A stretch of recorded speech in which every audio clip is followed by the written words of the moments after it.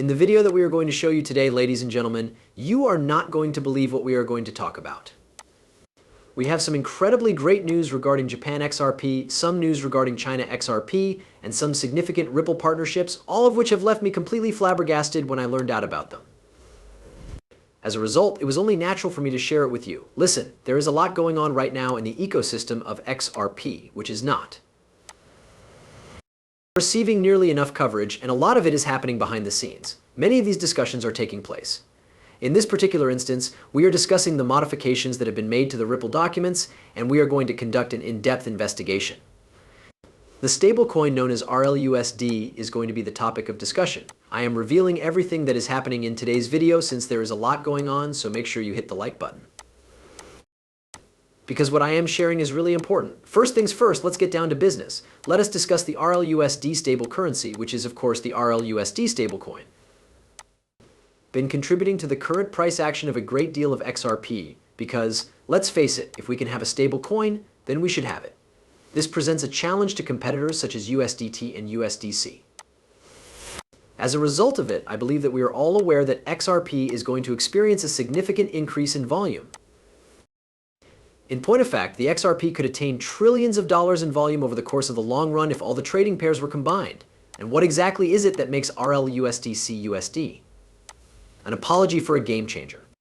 In spite of the fact that it is linked one-to-one with the United States dollar, it is fully backed by substantial reserves, which include deposits in the United States dollar as well as short-term government treasuries. This is something that other stablecoins do not truly have. Not only does it represent stability, but it also means trust, which are of course two essential components. The XRP and Ripple team needs right now in order to succeed in their efforts to form partnerships with large countries. If we are able to demonstrate. Take, for instance, the United States government, which has a massive and stable cryptocurrency ecosystem that possesses all of these one-of-a-kind capabilities. They might be a lot more interested in adopting our solution, and if the United States government is using the RLUSD token, they might be much more intrigued. When it comes to price activity, I believe it goes without saying that we had a lot of it. The fact that I was reading about the burn, which is likely to be coming here and which is of course producing a lot of price spike action, is what made me a lot more thrilled than the fact that it is going to be coming from that. There has been recent discussion of a burn right that is worth $47 billion, and this is something that David Schwartz has actually discussed. Given that 40.7 billion XRP are currently locked away, and the periodic release of these tokens has prompted concerns about inflation, the Chief Technology Officer of Ripple, who is now known as Ripples, has been a matter of controversy within the cryptocurrency community for a considerable amount of time. His impact on the market value of XRP has also been in question. David Schwartz, on the other hand, has proposed a few potential remedies that could address these concerns, including the following: I am currently burning all of this XRP. For the sake of this discussion, I would want to bring up the fact that if we were to burn 40.7 billion XRP, it is almost incomprehensible, considering that that is equivalent to $20 billion worth of XRP, which is completely ridiculous. Aside from that, this would be historical. We are now able to see it has been demonstrated through the examination of historical data from other cryptocurrencies that large-scale burns frequently result in favorable price action. Take, for instance, the fact that a sizable amount of the supply of Shiba Inus was destroyed, which resulted in a considerable price hike. When you are aware that Vitalik, the founder of Ethereum, ended up doing this, you are aware that if we do have a burn of this scale, you are aware of this. It is possible that it will generate a great deal of positive publicity, and who knows what might actually occur if it were to occur right now. With regard to burns, my beliefs are that there are unquestionably more effective methods to deploy the funds, such as buybacks. When compared to burns, I believe that are a more effective method. Additionally, I believe that merely promoting development on the ecosystem could be highly beneficial. To tell you the truth, that is the only thing that I care about as long as it is not thrown on. Investors, you are aware that having more utility on chain would be wonderful, but I am curious about the opinions of your people regarding the fire that occurred below. In addition, another issue in the news is Japanese news, right? To be more specific, I made a passing reference to this in the beginning of my video here. The first thing to note is that there is a lot happening on right now. When it comes to the banking system in Japan, XRP is currently considered as having broad adoption. Irrational to the extreme. Therefore, it is clear that the ambitious ambition that SBI has to completely incorporate XRP into Japan's banking system by the year 2025 is already in motion. In spite of the fact that this is happening formally, It is not limited to payments alone. In addition, SBI is developing the SBI VC Trade platform, which will enable customers to acquire XRP directly using the Japanese yen. This is something that you should know. Also, this results in XRP. You can see that it is now far more accessible to the general public than it ever was previously. Japan is a fairly traditional country.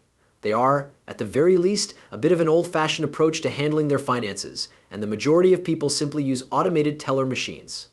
They take out cash, and that is the end of it.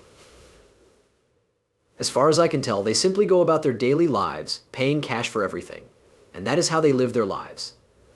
The fact that it is going to be accessible to the broader Japanese people in such a manner is going to be incredibly important. Not only is this going to be massive, but there are also significant and huge incentives at SPY. Moreover, the cryptocurrency trading fund is providing services to customers who pay using XRP. Therefore, what they are going to be doing is, in essence, they are going to be providing incentives to individuals so that they would begin trading and making use of their tokens. Furthermore, it is anticipated that this would ultimately result in a significant rise in volume.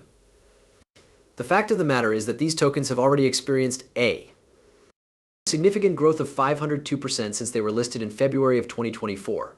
It is impossible to predict what will happen once XRP is made more accessible to the general people in Japan. What a lot of these tokens are going to be able to do right, and just overall what we're seeing is just the global reach of XRP really growing, and it's growing a lot in foreign markets, but the two foreign markets we really need to continue to keep an eye on here is definitely Japan and South Korea. Those are insane markets that are super deep into cryptocurrency right now. To put it simply, we are quite content with that, guys, in general. Yes, there is a lot of possibility for XRP to experience favorable price activity here. At this point, I would like to talk a little bit more about the Chief Technology Officer of Ripple and his discussion of, what is going to take place if XRP starts to become significantly scarce. In this situation, what are the potential solutions? Do you agree? As a result, the following are some of the subjects that he was discussing. And in essence, he discussed three primary topics during the course of his speech. Initial and foremost, to enhance the divisibility of XRP, which indicates that the initial solution would require the community coming to an agreement to increase the divisibility of XRP. A software update that would enable smaller XRP token subdivisions would be necessary in order to implement this change. Furthermore, by expanding its divisibility, XRP would continue to be a viable option for all transactions, regardless of the total quantity of the cryptocurrency around the world. To put it another way, if one XRP was worth $10,000, then this would be a nice way to go about things. At this point, we also have the transaction costs, which are subject to modification. It is possible for us to make it so that if XRP is $10,000 and the cost of each transaction is 0.00001, but having XRP at $10,000 is simply too expensive. It would be possible for us to modify those fees, and in addition to that, we would be able to have transaction credits, of course. And this is kind of like the end solution, and these credits would be released with a zero balance for all users and priced at 1/1,000,000th of an XRP, so that each and every time you complete a transaction, you would receive a credit. I've seen that the XRP community has been having a lot of conversations about this topic, such as if XRP reaches 10,000, 70,000, or 60,000. Regardless of the price, are we still able to utilize our preferred token? The correct response is that you are free to do so. A great number of various options are currently in place. Do not be concerned about that, then. However, one thing that has been really disturbing me recently is the amount of hatred that we have been receiving right now from a variety of powerful personalities. This is something that has been occurring quite frequently. Raoul Pal was the first to do so. Currently, it is Max Kaiser. However, listen up, Max Kaiser has always been a maximalist when it